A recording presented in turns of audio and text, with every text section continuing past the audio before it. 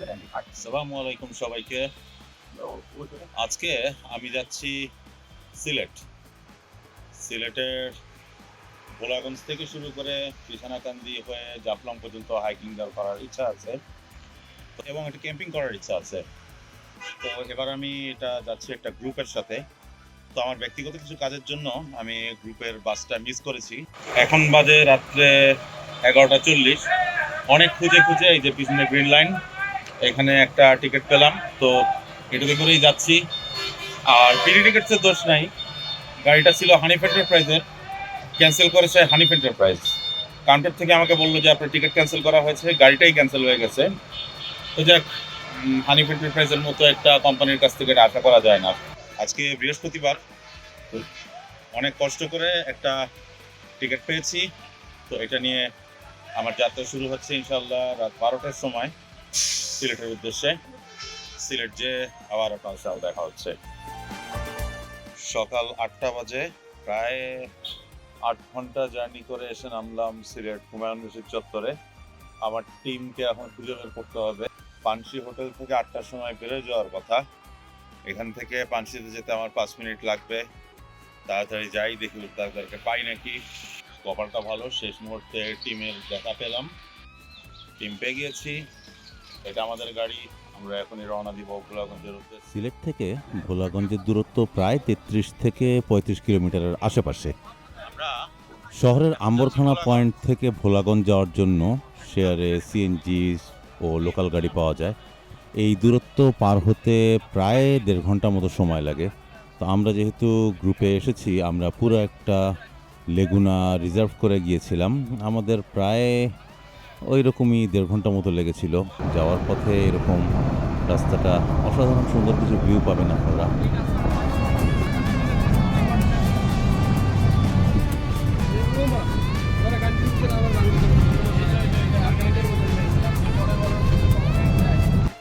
আর যেতে যেতে এই যে একটা পয়েন্ট দেখে আমরা কিছুক্ষণ থেমেছিলাম, অবস্থান করতে পারলাম না। এখানে হচ্ছে আপনারা দেখতে পাচ্ছেন নিচে ধলাই নদী, এবং ধলাই নদীর পেছনে ওই দিকে ডিজাইনগুলো দেখা যাচ্ছে, এগুলো হচ্ছে মেঘালয়ের পাহাড়। চলতি পথে ধলাই নদীর পাড় দিয়ে যাচ্ছি আমরা, আর সামনে যা দেখা যাচ্ছে এগুলো ভারতের পাহাড়। এই পিছনে যেটা দেখা যাচ্ছে এগুলো ভারতের পাহাড়, নিচে এটা ধলাই নদী। আমরা এই মুহূর্তে যে জায়গায় আছি এটা ভোলাগঞ্জ মেইন বাজারের একেবারে কাছেই। এখান থেকে ভোলাগঞ্জ বাজারে যেতে 10-15 মিনিট মতো লাগে। তো আমরা এখানে বেসিক্যালি একটা বায়ো ব্রেকের জন্য থেমেছিলাম। আমরা যাচ্ছি, সাকাত ভাই ঝুলছেন, এবং পিছনের রাস্তাটা, ভাই আমরা এই রাস্তাটা দিয়ে কোথায় যাচ্ছি, কোথায় আসলাম? আছে উৎমাছড়া যাচ্ছি, আমরা উৎপা ছড়া যাচ্ছি। দেয়ার বাজার থেকে উৎমাছড়া থেকে ভোলাগঞ্জ সাদাবাদ। এমনই রাস্তা ক্যামেরাটা স্থির রাখা সম্ভবই না। ঝাঁকানাকা রাস্তা, জেমসের গানে ঝাঁকানাকা রাস্তা। আমরা 24 জন 12 করে দুটো লেগুনায় ভাগ হয়ে চলেছি। পথে নানা রকম গল্প করতে করতে সবার সাথে পরিচিত হয়ে নিচ্ছি, সবার সাথে যেহেতু আগামী দুদিন এক রাতও থাকতে হবে একসাথে, সে কারণে ভালোভাবে এগিয়ে নেওয়া খুব জরুরি। আর দুপাশের দৃশ্য যতটুকু সম্ভব আপনাদেরকে দেখাচ্ছি। দৃশ্য উপভোগ করতে করতে আমরা চলেছি আরো কিছু সুন্দর খোঁজে। আমরা চলে এসেছি উৎমা ছড়া। গাড়ি থেকে সবাই নামছে, বেশ অনেকক্ষণ লাগলো। প্রচুর ধুলি ধূসরিত একটা পথ। তো পথের কিছুটা ক্লিপ আমি আপনাদেরকে দেখানোর চেষ্টা করবো পরে। আর এখান থেকে আমাদের হন্টন শুরু হবে এখন। পিছনে ইন্ডিয়ান লাইন্স, আর আমরা এদিক থেকে শুরু হয়ে যাব। লেগুনার থেকে নামার পরই একটা লোকালয় দিয়ে আমাদের হাঁটা শুরু হয়। তো অনভিজ্ঞ চোখে কিন্তু এখানে বোঝার উপায় নেই আমরা কোথায় যাচ্ছি। হাঁটার শুরুতে প্রথম প্রথম একটু খটকা লাগতেই পারে যে এ তো একেবারে পিওর লোকালয়, আরও ভিতরে ঢুকছি, আমরা আসলে যাচ্ছিটা কোন দিকে আসলে। এবং পিছনে দেখতে পাচ্ছেন যে আরও লোকাল গাড়ি বা লোকাল মানুষজনের অভাব নেই, দোকানপাট অনেক কিছুই আছে। মজার ব্যাপার হচ্ছে এই সামনে যে একটা মোড় দেখা যাচ্ছে, এই মোড়টা ঘুরলেই কিন্তু উৎমাছড়া। আমরা চলে আসলাম, আমরা চলে এসেছি উৎমাছড়ায়। দেখছেন এখানে বাইকও পার হয়, বাইক ধুচ্ছে। এই আমাদের টিমের মানুষজন সামনে কেউ আছেন, পিছনে কেউ আছেন। আর এই আমি হেঁটে পড়ছি চমৎকার একটা ঠান্ডা পানির ঝিরি দিয়ে। আমরা মোটামুটি এই রাস্তা দিয়ে এখন হাঁটতে থাকবো। নিচে যদি দেখাই, বালি, গুড়ি গুড়ি পাথরের মতো। এই ছড়াটা পার হয়ে আসলাম।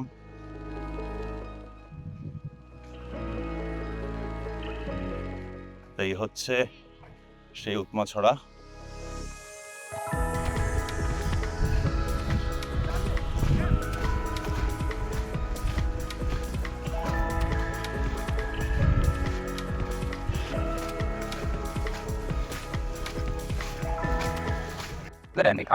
গাড়ি থেকে নামার পরে 5-7 মিনিট মতো হেরেছি। এখন বাজে সকাল 11টা। এখন এই যে রোদ, আর একটু পরে কি হবে সেটা ভেবে ভয় লাগছে। আর আমরা এই ছড়ার পাশ দিয়ে হাঁটছি।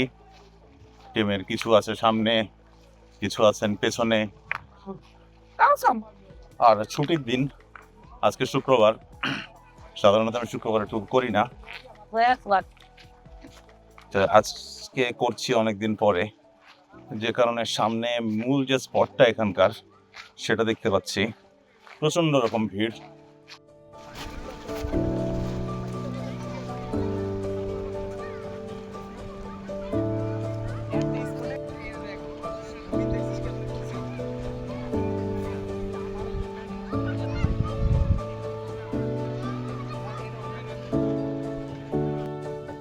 পুরো সময়টায় যখন এই সিঁড়ির ভিতরে, ছড়ার ভিতরে পা ডুবিয়ে, পা ভিজিয়ে হাঁটছি, এই শান্তিটা আসলে বলে বোঝানোর মতো না।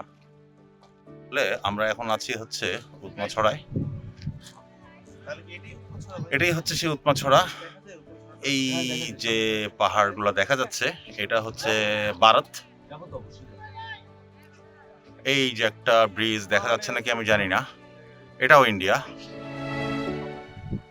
আর এই যে এখানে কিছু দোকানপাট দেখা যাচ্ছে, এগুলো বাংলাদেশ। এটা আমরা উৎমাছড়ার মূল স্পটটা আর একটু সামনে। প্রচুর বোল্ডারের মধ্যে সেদিকে যেতে গেলে এই যে দেখতে পাচ্ছেন বিভিন্ন রকম পাথর পড়ে আছে। বর্ষাকালে এখানে একটু পানি থাকে সামান্য, তো এই পাথরগুলো পেরিয়ে যেতে হবে। আর সোজা একটা ব্রিজ দেখা যাচ্ছে, ওখানেই মানুষজন আসলে বেশি ভিড় করে। আর বামে যেগুলা একটু সবুজ কিছু ছাউনি দেখা যাচ্ছে, এগুলো বেসিক্যালি দোকানপাট। টুরিস্ট স্পটে দোকান থাকবেই, হালকা স্ন্যাক্স, চা, ড্রিঙ্কস এগুলো পাওয়া যায়। তো ওদিকেও আমরা আসলে গেলাম না, যেহেতু শুক্রবার, আগেই বলেছি শুক্রবারের ভিড়টা। এবং এই যে দেখতে পাচ্ছেন আমাদের টিমটা কিন্তু এখানে দাঁড়িয়ে আছে, তারাও কেউ যেতে ইন্টারেস্টেড না।